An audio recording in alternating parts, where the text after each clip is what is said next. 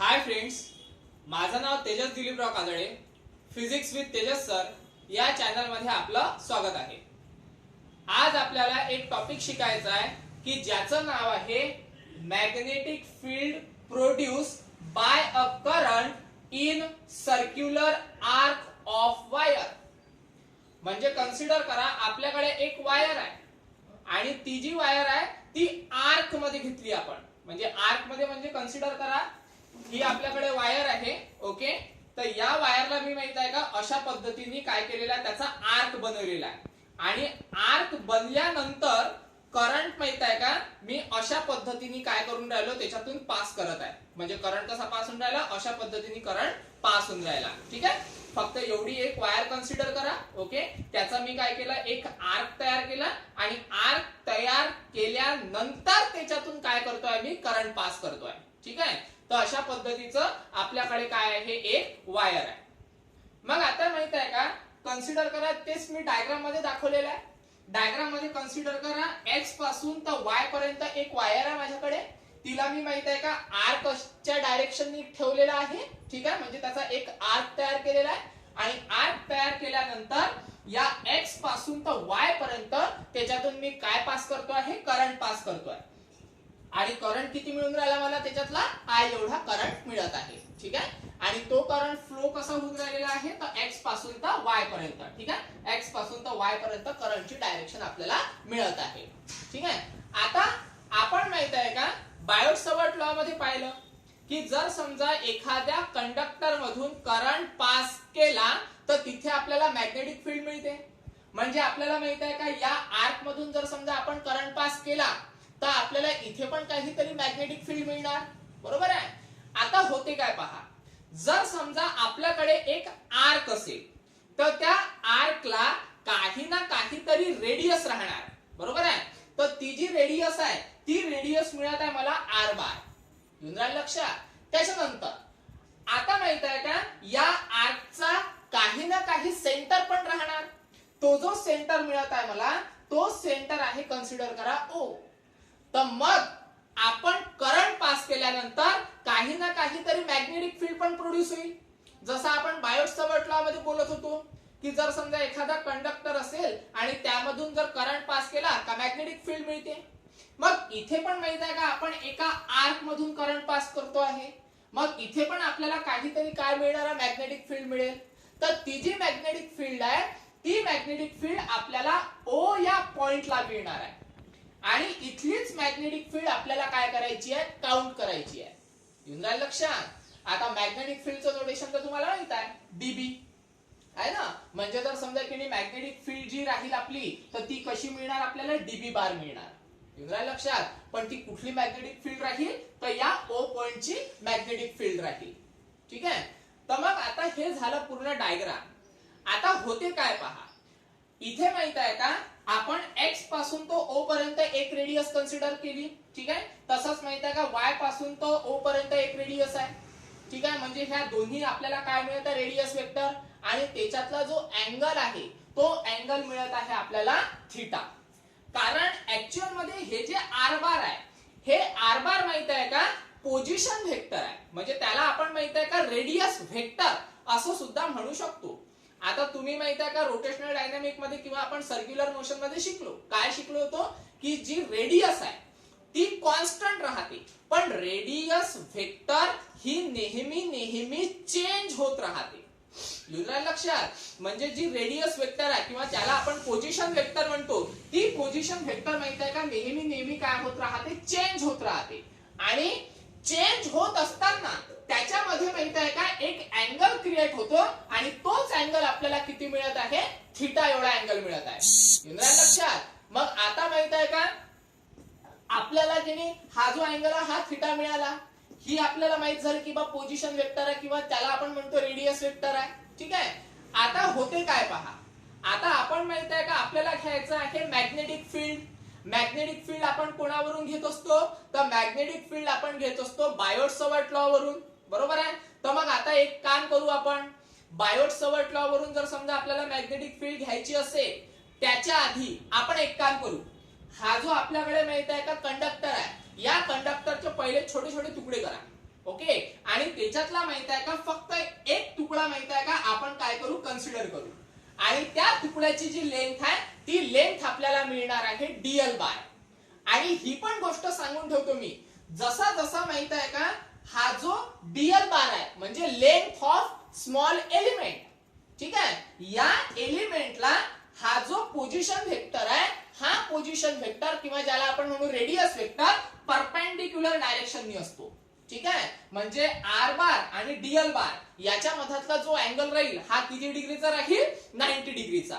युनराल लक्षात. तर हे मिळालं आपल्याला पूर्ण डिस्क्रिप्शन. कशाचं डिस्क्रिप्शन, तर या आपल्या डायग्रामचं, ठीक आहे. आता आपण पुन्हा बायोट सवर्ट लॉ कडे वळू.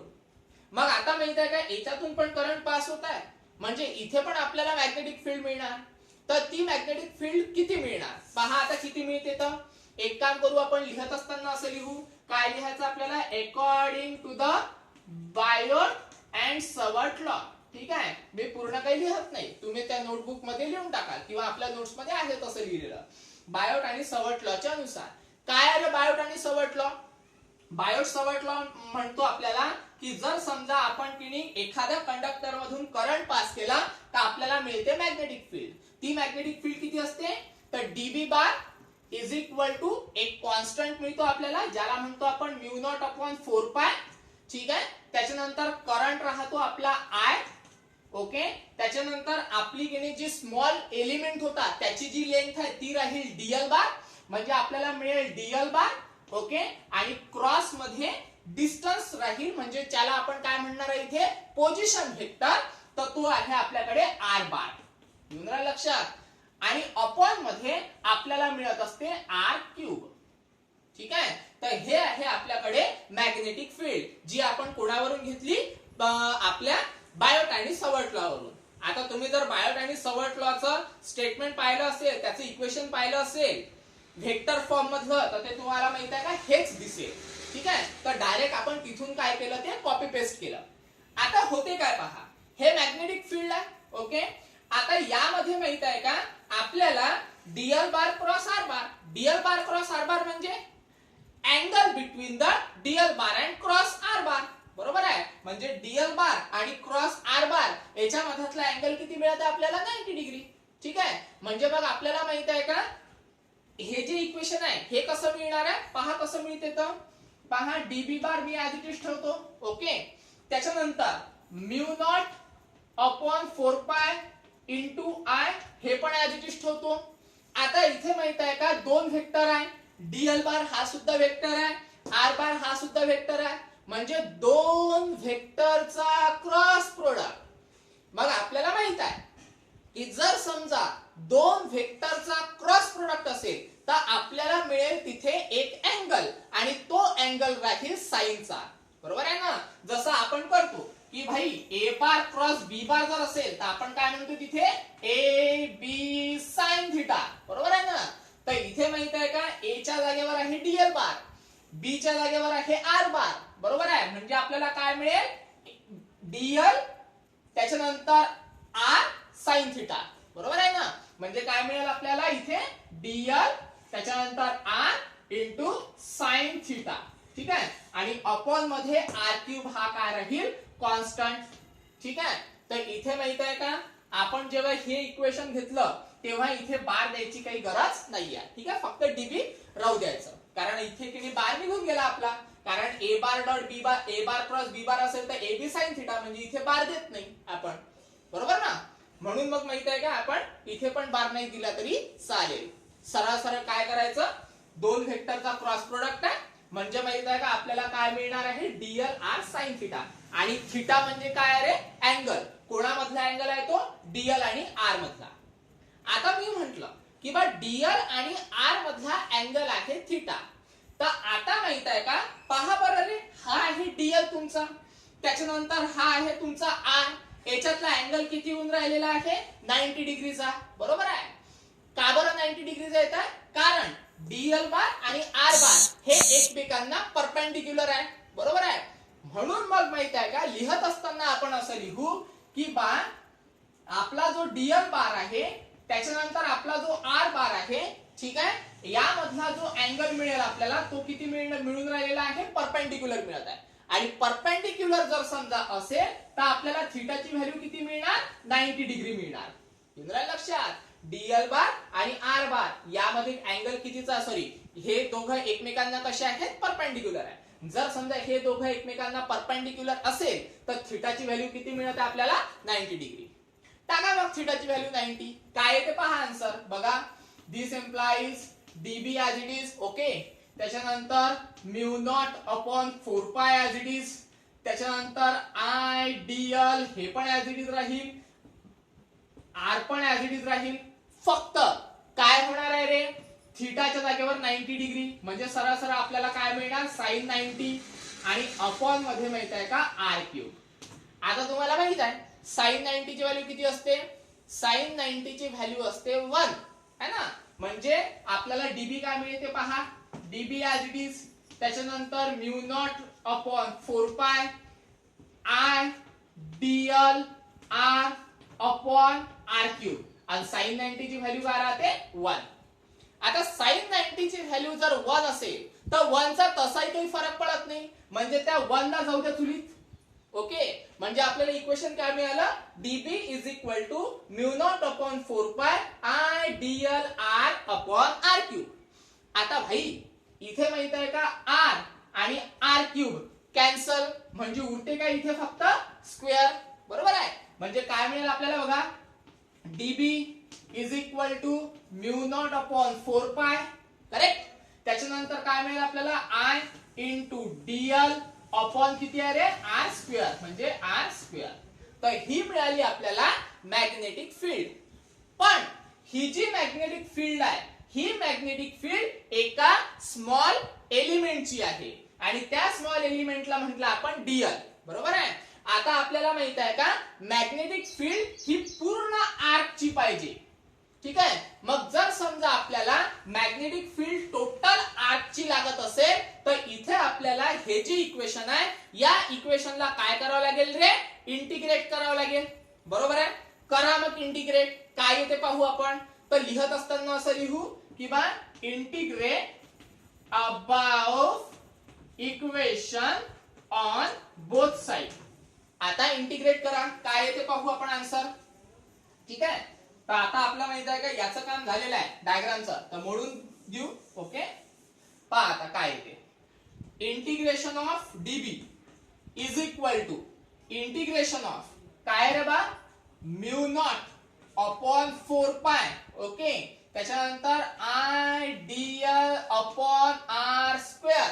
करेक्ट आहे. त्याच्यानंतर this implies integration of dB सरळ सरळ बी. आणि हे जे बी आहे हेच आपल्याला माहित आहे का पूर्ण आर्कचं काय राहणार आहे, टोटल मॅग्नेटिक फील्ड राहणार आहे. ओके. त्याच्यानंतर आता हे मिळालं आपल्याला बी. जसं तुम्ही करता डीएक्स चं इंटिग्रेशन एक्स, डी फाय चं इंटिग्रेशन फाय, तसंच माहित आहे का डीबी चं इंटिग्रेशन बी. त्याच्यानंतर आता पुन्हा सांगतो मी, इंटिग्रेशन कॉन्स्टंट वर अप्लाय होत नसते, म्हणून म्यू 0 आय अपॉन 4 पाय हे सगळं कॉन्स्टंट आहे. बाहेर काढा. काय येते value, mu naught I upon 4 पाय बाहेर. तसं तर आर स्क्वेअर पण बाहेर काढायला पाहिजे, कारण हा पण एक काय आहे, कॉन्स्टंट आहे. कारण हे काय आहे, एक रेडियस, त्याच्यामुळे रेडियस पण बदलत नसते. पण सध्या पुरती आपण ठेवू तिथे. ओके. मग आता इंटिग्रेशन कोणाचं करायचं आपल्याला, डीएल. ठीक आहे. आणि अपॉन मध्ये आर स्क्वेअर हा ऍज इट इज ठेवतोय. आता आपल्याला काढायची आहे लेंथ. आता लेंथ कशी काढायची पहा. आता लेंथ कशी काढायची, तर आपल्याकडे माहित आहे का एक आर्क होता आणि त्याच्या मधातला अँगल आपल्याला काहीतरी मिळत होता थीटा. तर हा अँगल काढत असताना आपल्याला डीएल ची व्हॅल्यू मिळते. कशी मिळते पहा. जर समजा आपण अँगल काढत आहे तर अँगलची डेफिनेशन काय असते, तर अँगलची डेफिनेशन मिळते आपल्याला, angle is equal to arc. Okay. Upon मध्ये रेडियस. ठीक आहे. मग आता माहित आहे का एक एक व्हॅल्यू काढा. आता अँगल किती होता, थीटा. तर मग अँगल थीटा घ्या. आर्क किती आहे आपली, तर आर्कचा आपण किती छोटासा तुकडा कन्सिडर केला होता, म्हणजे अशी आर्क होती आणि त्याचा आपण छोटासा तुकडा कन्सिडर केला होता. आणि त्या छोट्याशा तुकड्याच्या लेंथला आपण म्हटलं होतं डीएल, बरोबर आहे. तर मग आर्कची माहित आहे का लेंथ येणार, तर ती लेंथ किती मिळेल आपल्याला, फक्त डीएल. ओके. त्याच्यानंतर रेडियस होती आपली सरळ सरळ आर, इथपर्यंत आलं. त्याच्यानंतर आता होते काय पहा, आपण जर माहित आहे का छोटीशी व्हॅल्यू घेतली, म्हणजे लेंथ जर समजा छोटीशी असेल तर इथे माहित आहे का अँगल पण आपल्याला छोटासाच मिळणार. येऊन राहिलं लक्षात. आता पहा कसं, समजा हा आहे आर्क, ओके, हा मिळून राहिला आपल्याला अँगल. याच्यातला माहित आहे का मी छोटासाच भाग कन्सिडर केला तर आपला अँगल पण माहित आहे का काय बनणार आहे, छोटासाच बनणार आहे. हा पूर्ण अँगल थीटा कन्सिडर केला तर हा जो छोटासा अँगल क्रिएट केलेला आहे डीएल एवढ्या लेंथनी, तो किती मिळणार आपल्याला, डी थीटा. येऊन राहिलं लक्षात. म्हणून जर समजा लेंथ छोटी असेल तर अँगल पण छोटाच राहील. ओके.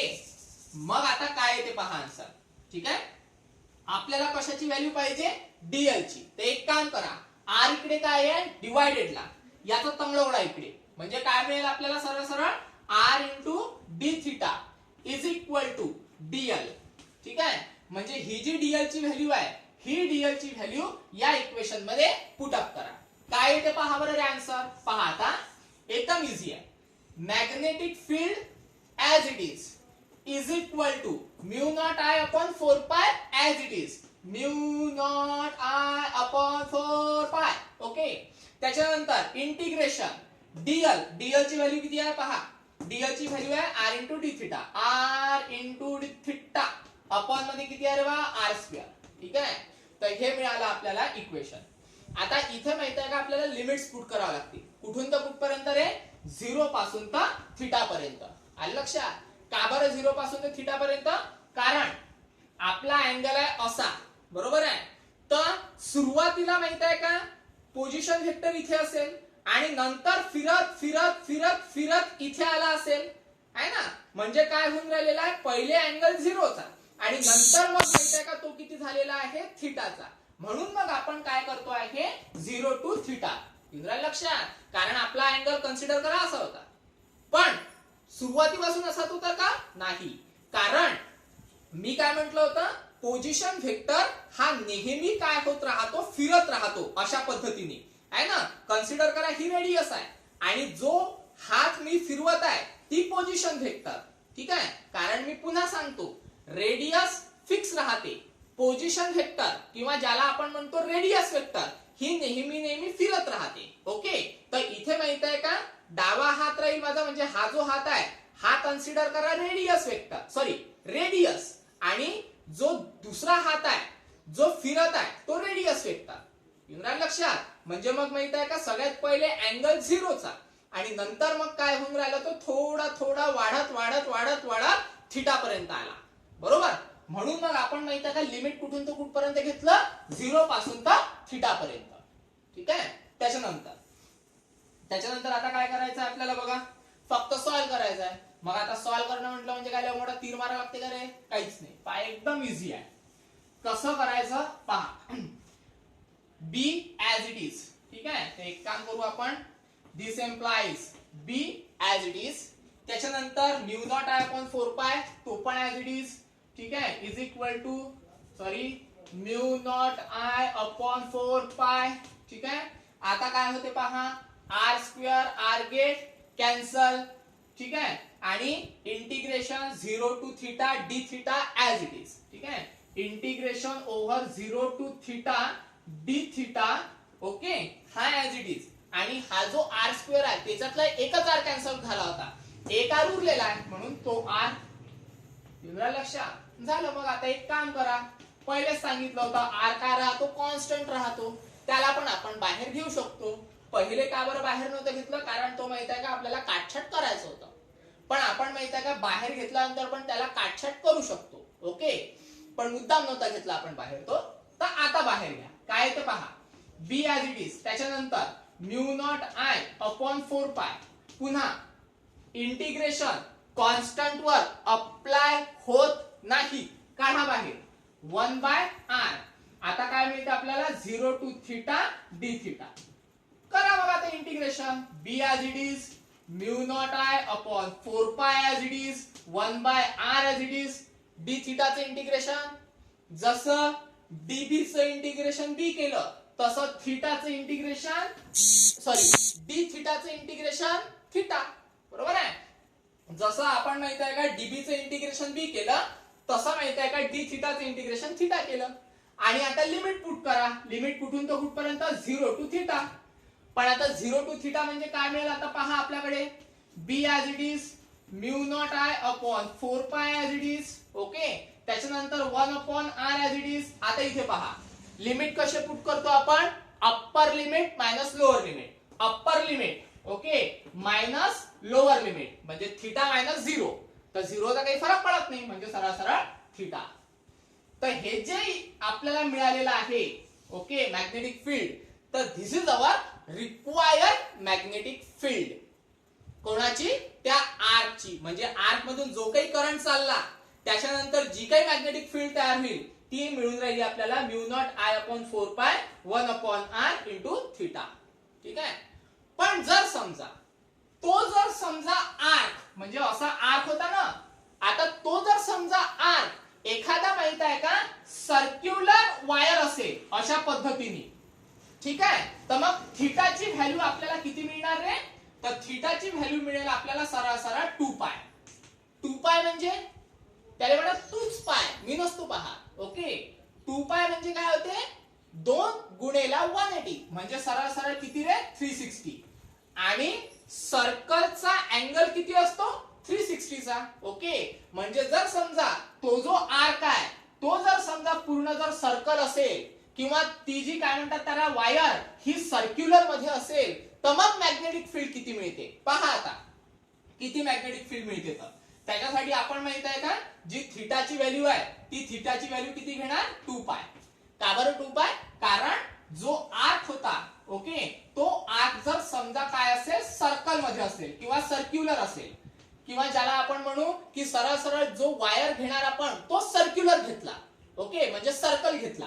ठीक आहे. तर मग सरळ सरळ असं करून टाकू वायर इज इन सर्कल म्हणजे सर्कल मध्ये जर समजा असेल तो पूर्ण गोल तर मग थिटाची व्हॅल्यू किती घ्यावी लागेल आपल्याला 2 पाय. ओके. मग करा काय ते पहा आन्सर. मॅग्नेटिक फील्ड तीच राहील आपली mu naught I upon 4 pi. Okay 1 upon r. फक्त जर समजा आर्क असेल फक्त आर्क तर अँगल थिटा राहील. ओके. आणि पूर्ण जर समजा सर्कल असेल तर अँगल 360 राहील. तर मग 360 म्हणजेच किती 2 पाय. ओके. म्हणजे थिटाच्या जागेवर किती ठेवावं लागेल आपल्याला 2 पाय ठेवावं लागेल. झालं मग बे एक बे ए बे 2 4 पाय पाय गेट कॅन्सल. ओके. म्हणजे काय मिळेल आपल्याला B is equal to mu not I. ठीक आहे. त्याच्यानंतर अपॉन मध्ये 4 कॅन्सल झाला उरला फक्त 2 आणि 1 अपॉन आर चा हा आर ऍज इट इज. ठीक आहे. कारण इथे 2 पाय पण काय झाले कॅन्सल झाले. फक्त उरलं काय mu not I upon 2 into r म्हणजे mu not I upon 2 r. तर हे आहे आपलं मॅग्नेटिक फील्ड. कोणाचं मॅग्नेटिक फील्ड जर समजा वायर ही सर्कल मध्ये आपण घेतली तर. इंद्रा लक्षात. तर हे आहे आजचं आपलं इक्वेशन. म्हणजे आपल्याला मॅग्नेटिक फील्ड काढायची होती आर्कची तर आपण आर्कची पण मॅग्नेटिक फील्ड काढली. आणि जर समजा तो जर आर्क हा पूर्ण जर सर्कल मध्ये जर घेतला आपण तर त्याची पण मॅग्नेटिक फील्ड काढली इथे. ओके. तर हे आहे आपलं रिक्वायर्ड मॅग्नेटिक फील्ड. ठीक आहे. जर काही अडचण असेल कॅल्क्युलेशन मध्ये ठीक आहे तर तुम्ही मला फोन किंवा मेसेज द्वारे विचारू शकता. आज स्टॉप करू. सोमवारला नवीन टॉपिक पाहू. ठीक आहे. आज स्टॉप करू. धन्यवाद.